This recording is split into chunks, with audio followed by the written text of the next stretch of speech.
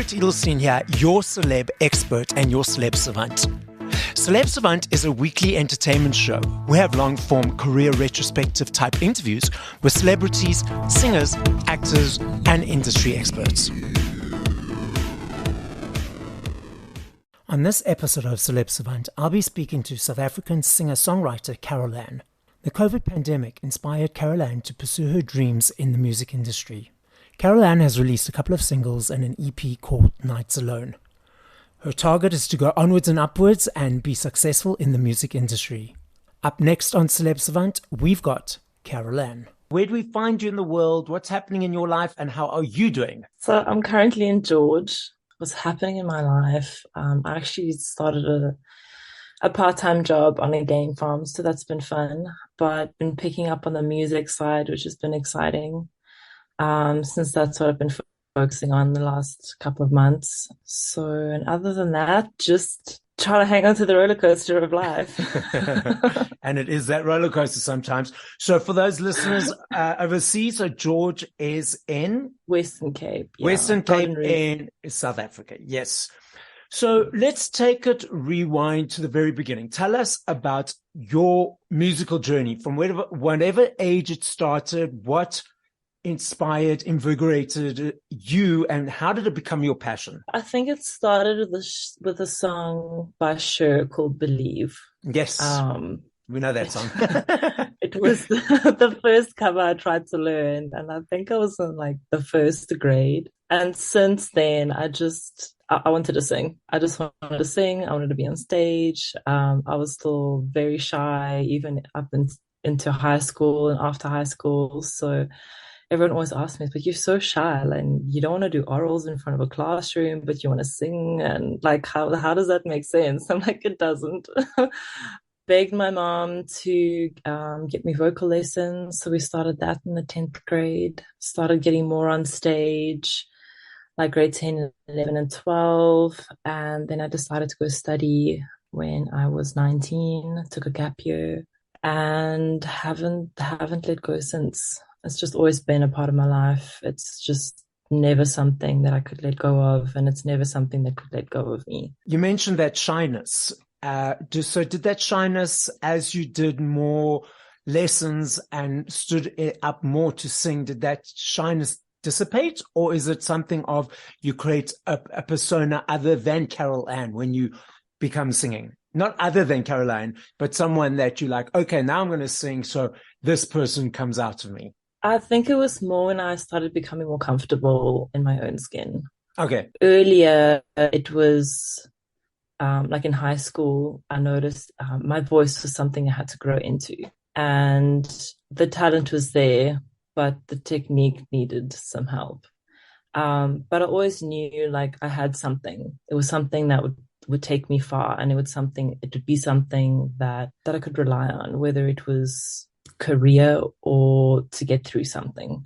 That kind of started breaking when I kind of got the hang of control and confidence in my voice, to know my boundaries and when to know when I can hit a big note and when to know when I can't hit a big note. And when I started kind of becoming comfortable with my voice, and throughout the last 5 years, I would say, becoming more comfortable in my own skin and realizing that there's a place in this world for me where if I stand on stage, like I'm there for a reason. People hire me for a reason.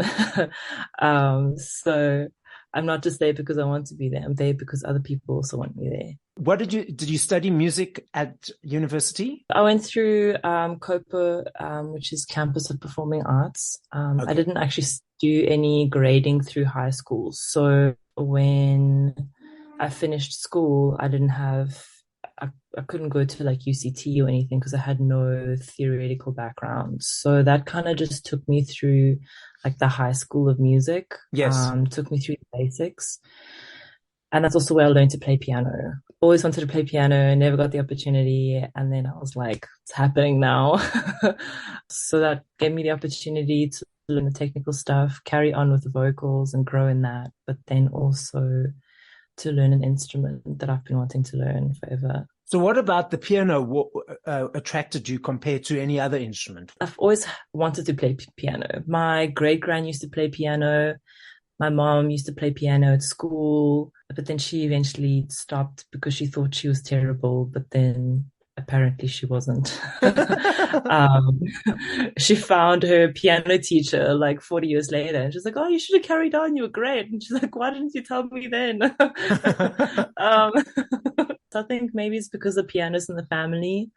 I tried learning guitar. It just never stuck. I never got the hang of it. It was just like my fingers and my brain didn't quite match there. But I think with piano, because I see everything in front of me, it's a bit easier. But yeah, it's just, I think it's one of those cases of some instruments gel more with other people and some instruments gel more with other people. Yeah. So I think piano is just my instrument. You didn't see yourself as one of those persons that were thrashing around on the stage, jumping from one side to the No, other. no.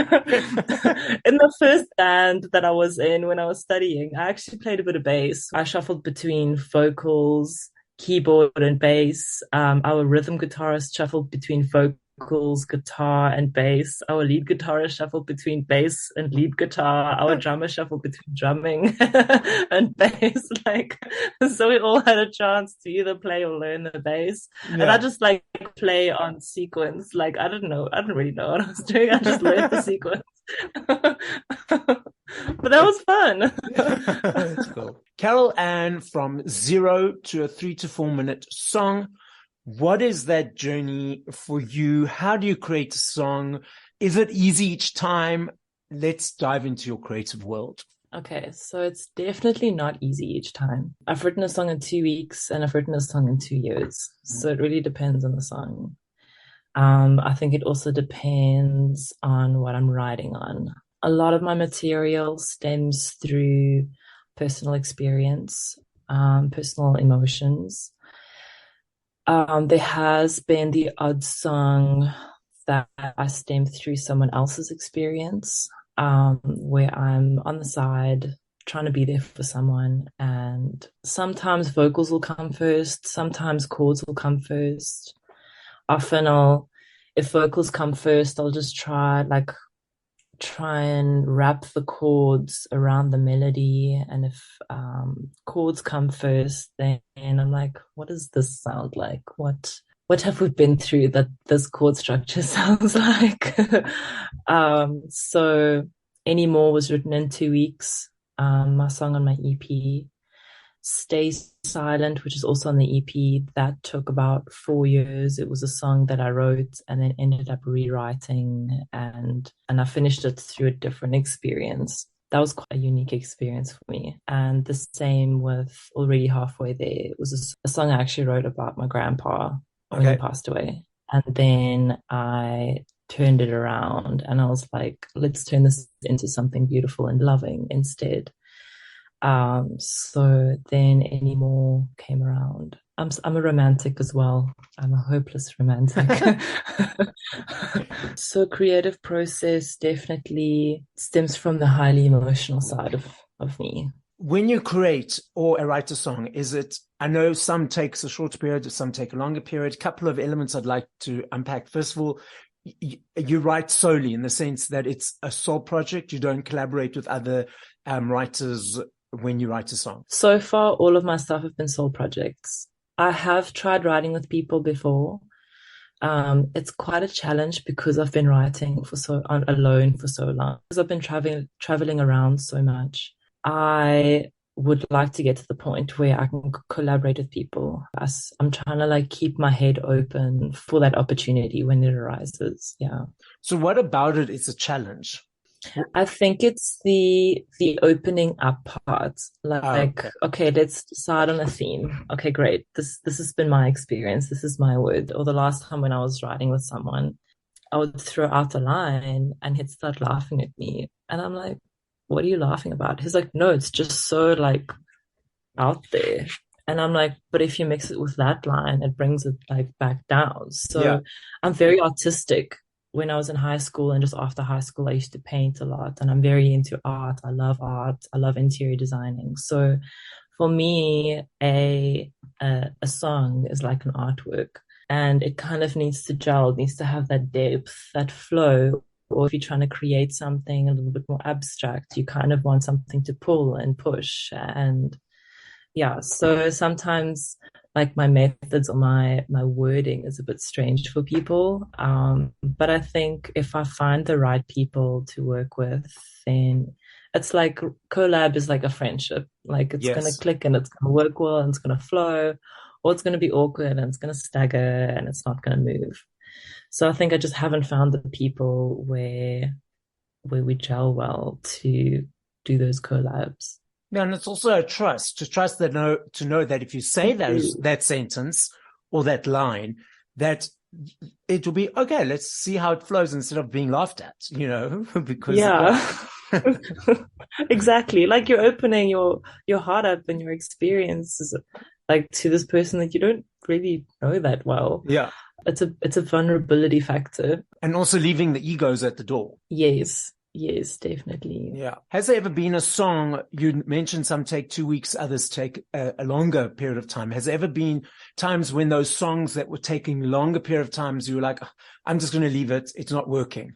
Or do you work on it and work on it and work on it until you get to it? Most of them I put the pause button on it and I'm like, I'm either too emotional for this, that it's just emotional spew on paper. And then eventually I'll circle back around. So every now and then I'll page through my songbook from the beginning and I'll just kind of like go through every song that I haven't finished. And that'll happen like every 4 months or so. So I'll go through the song and then I'm like, not feeling it. But I'll never like throw away a song because there's always something that you can use. There has been like I think one song that I actually like worked on for like 4 weeks, where every day I was like, okay, every day we're going to do a line, we're going to find a line. But then at the end of the day, when I sing through the song, I'm like, it feels so technical and so put together. I stopped feeling the song. It stopped flowing. Me, like every time yes, it's probably not a healthy experience, but every time like I sing my songs, it's like I'm back in that moment and I can sing it with that feeling and intention with what I wrote it, which is probably not good if you're going through therapy.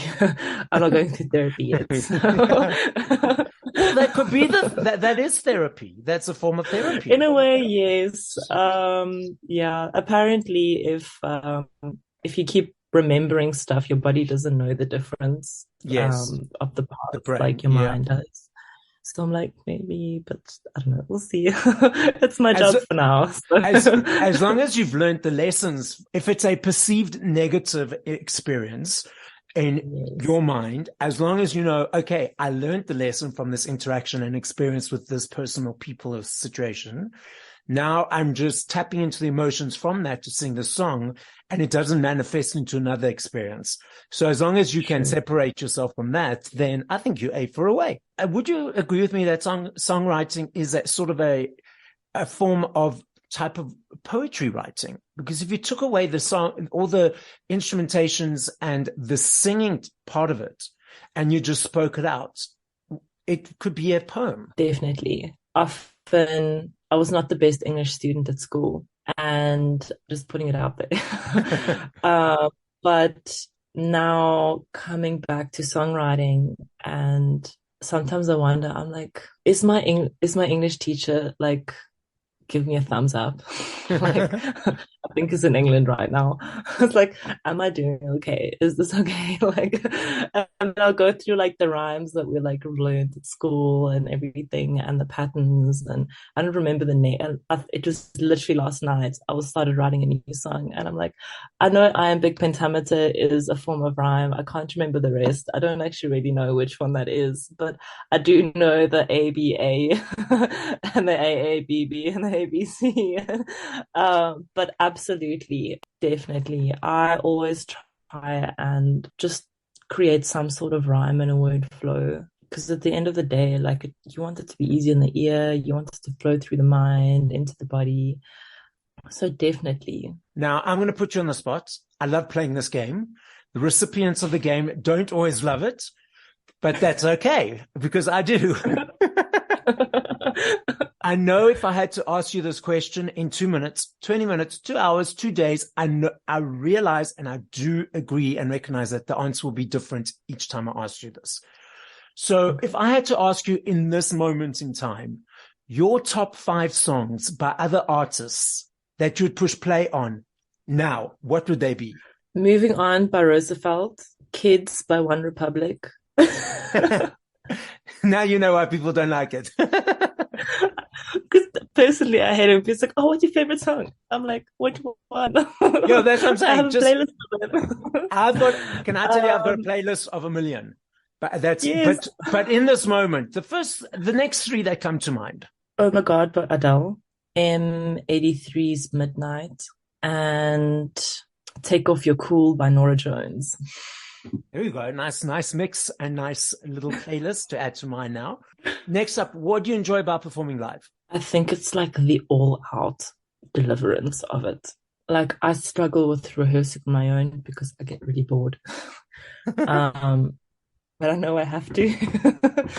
But when I'm on stage, it's like all of me just levels up. And I don't know if it's the adrenaline or just knowing that I want to give my best to people when I perform. I just want to give them the best version of me.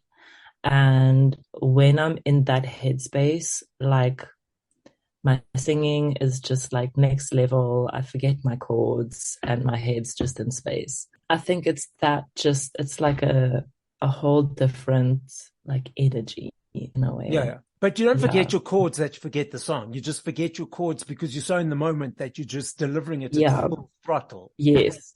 Especially when it's a song where there's a lot of big notes. So like they're like, oh, why do you have your notes in front of you? I'm like, girl, you don't understand. Like when I'm hitting that big note, like that is all that matters to me in that moment. And it just like takes over. It's an incredible feeling to feel that like our body's doing this right now. We are projecting at this level, like past the mic. It's quite phenomenal. Yeah, so I've got big dreams and I'm sure we'll get there. Well, that's the next question. What's next for Caroll-Ann? Yeah, so my next step is really just growing my fan base in South Africa.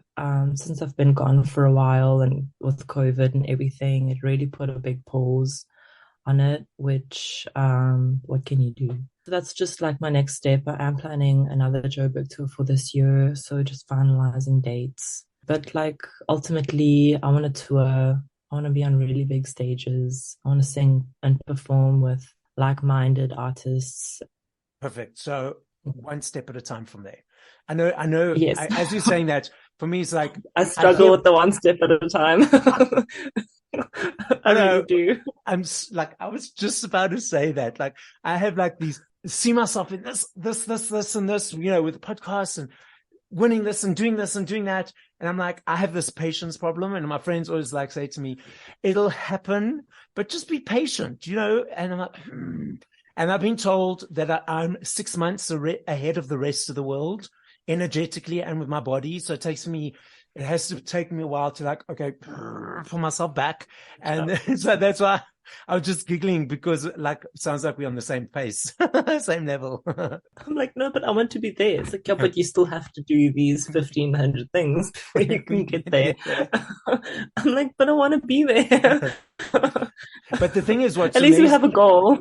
Yeah, but what's also amazing is that when you don't focus, when you're busy focusing on it, it's like, but when you don't focus and you're like, okay, I'm busy with other things, I'm doing this, doing that, then all of a sudden you've done 100 of those 1,500 without even realizing. Those were the 100 steps that they mentioned. And I was so frustrated about getting there and doing them, but now they've already been done. So yeah, it's about also distracting our minds with something else sometimes. I did this post on Instagram, actually. I'm quickly going to get it because it talks exactly about that. It says, do you sometimes feel as if you're always waiting for the things to happen that you keep working for and forget to live? And when you look back, you realize you were waiting while the milestones were being met, and you didn't realize in the moment until you sat down and looked back at least the joy is still sweet. So at the end of last year, I just sat down and I can't remember if it was an Instagram post or a sermon or whatever someone said something, but it's something in my brain clicked and it made me sit down and look back and reflect on the last year. And I was like, Caroll-Ann, you've actually had a couple of big ones this year that you've actually just walked past because you were in this moment of frustration and too impatient about getting to the next step that I forgot. I was like, you had your first EP released, you had your first tour. Oh, yeah. And I signed my first PR media deal. So, like, those are three pretty big things. And I was on the Absolutely. radio for the first time, four big things. Yes. And I was like, we've actually done a lot this year, Yes. like with everything. Oh, and I'd been to like 20 odd cities and towns, all in three different countries. So, like, I was like, no, we're fine. We're actually doing great. Yeah. And like a friend of mine was like, you're putting too much on your plate. You need to just calm down and be patient and do what you can do to the best of your ability every day. And whatever you do, you need to take it in and digest it. There's no point in taking something in and not bothering to digest it because otherwise, how is it benefiting you? You're giving me aha moments as we're doing this interview. Thank you. You're welcome. So, Caroll-Ann, the podcast is listened to throughout the world. So, as a final message to the listening audience, what would you like to say? I appreciate every bit of support from everyone. Thank you. Really, thank you. I've got some family in the US, so it's pretty exciting. And I've spent some time there, so it makes me appreciate the country. I still want to do a lot of traveling there, and I've got some family in the UK, so I'm holding thumbs that we get to a UK tour as well. And I've always wanted to go to Europe, but have never been. But it's on the bucket list, and we'll get there. Every bit of support I really appreciate.